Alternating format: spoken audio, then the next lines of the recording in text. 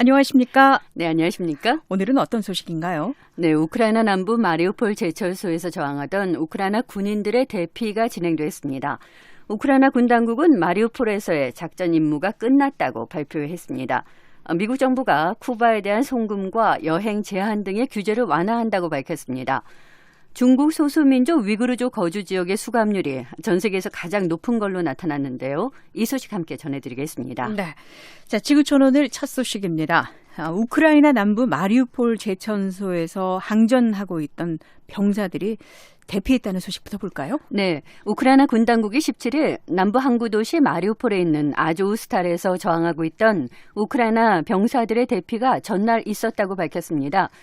지난달 21일 블라디미르 푸틴 러시아 대통령이 마리우폴의 해방을 선언하고 봉쇄를 명령한 지 약 한 달 만입니다. 네, 그러니까 아조우스탈에 남아있던 우크라이나 병사들이 모두 대피를 한 겁니까? 그건 아닙니다. 약 260명이 대피했습니다. 한나 말야르 우크라이나 국방차관은 그 가운데 다친 병사 53명은 러시아군이 통제하고 있는 노보아조스크에 있는 병원으로 이송됐고 다른 211명은 친러시아 반군 세력이 장악하고 있는 올레니우카로 이동했다고 밝혔습니다. 예. 자, 대피한 군인들이 그러니까 러시아 군이나 친러시아 반군 세력 지역으로 이동을 했다면 이들은 그러면 앞으로 어떻게 되는 건가요? 네, AP통신은 이들이 전쟁포로 대우를 받게 될지 알 수 없다고 보도했는데요. 우크라이나 정부는 이들은 모두 러시아와의 포로 교환 협상 대상이 될 거라고 말했습니다. 예.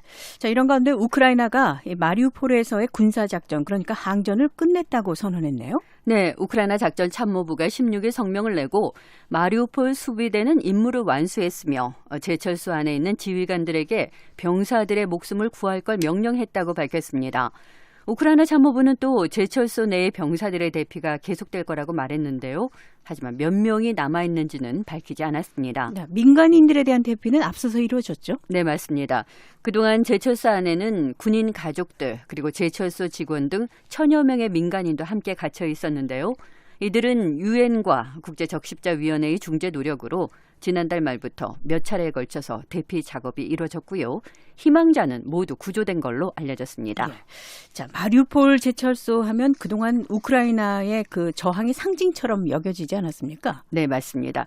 러시아군이 지난 2월 24일 우크라이나를 침공한 이래 지리적인 요충지였던 이 마리우폴은 러시아군의 주 공격 표적이었는데요. 우크라이나 군인들과 아조우 연대 대원들은 러시아군이 마리우폴의 대부분을 장악하자 이 제철소 단지 안으로 들어가서 80일 넘게 저항해 왔습니다. 네. 네, 현재 우크라이나 정부는 항복이라는 표현 쓰기를 거부하고 있는데요. 하지만 마리우폴의 군사작전 종료 선언은 우크라이나군의 주요 패배로 평가되고 있습니다. 네.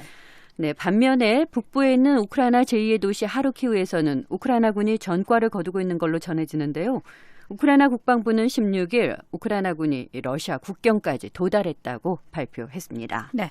자, 북유럽 국가들의 나토 가입 소식은 어떻게 지금 진행되고 있습니까? 네, 핀란드에 이어서 스웨덴도 나토 가입 계획을 공식적으로 발표했습니다. 마그달레나 안데르슨 스웨덴 총리는 16일 기자회견을 열고 스웨덴이 나토의 일원이 되길 원하고 있다는 걸 나토 측에 알리기로 했다고 밝혔습니다. 안데르슨 총리는 이는 역사적이고 혁명적인 변화라면서 이제 한 시대를 접고 새로운 시대로 들어가는 거라고 강조했습니다. 네. 하루 전인 15일에는 핀란드 정부의 공식 발표가 있었죠? 네, 맞습니다. 사울리 니니스테 핀란드 대통령 그리고 산나 마리 총리가 지난 13일에 공동 성명을 내고 핀란드의 나토 가입 의지를 천명했는데요. 15일 공동 기자회견을 열고 이를 거듭 확인했습니다. 핀란드에 이어서 스웨덴 정부도 나토 가입 의사를 공표함에 따라서 두 나라가 조만간 함께 나토 가입 신청서를 제출할 거라는 관측입니다. 네. 자, 핀란드와 스웨덴의 나토 가입 의지에 대해서 러시아 반응 어떻습니까? 네, 16일 모스크바에서는 이 구소련권 국가들의 군사 안보 협력체인 집단 안보 조약기구 CSTO 정상회의가 있었습니다. CSTO는 종종 이 나토에 비견되는 러시아 주도의 군사 동맹체인데요. 이 자리에서 푸틴 대통령은 핀란드와 스웨덴이 나토에 가입하는 자체는 위협이 되지 않는다고 말했습니다. 다만 이들 나라의 나토에 군사 자산이 배치된다면 그에 합당한 대응이 있을 거라고 경고했습니다. 어떤 대응을 할 거라는 거죠? 네, 어떤 대응이 나올지는 조성되는 위협에 따라서 검토될 거라고 푸틴 대통령은 말했습니다.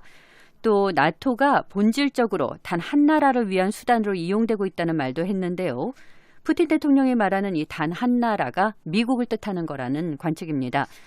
한편 푸틴 대통령은 군사 자산만 배치하지 않으면 괜찮다는 이런 발언에 대해서 기존에 나토의 동진이 절대 불가라던 입장에서 한 걸음 후퇴한 게 아니냐는 이런 분석도 나오고 있습니다. 예. 자, 러시아에 대한 국제사회 압박도 계속되고 있는데요. 유럽연합의 러시아산 석유 제재 협상에는 좀 진전이 있습니까? 네, 러시아산 석유 의존도가 매우 높은 헝가리의 반대가 심해서 별 진전 없이 난항을 거듭하고 있습니다. EU 외무장관들은 16일 러시아산 석유 금수 조처를 포함해서 6차 제재 방안을 또 논의했는데요. 호셉볼의 EU 외교안보정책 고위 대표는 사안이 너무 복잡해서 합의에 이르지 못했다면서 이런 교착 상태를 타개하는데 앞으로 며칠이 걸릴지 알 수 없다고 전했습니다.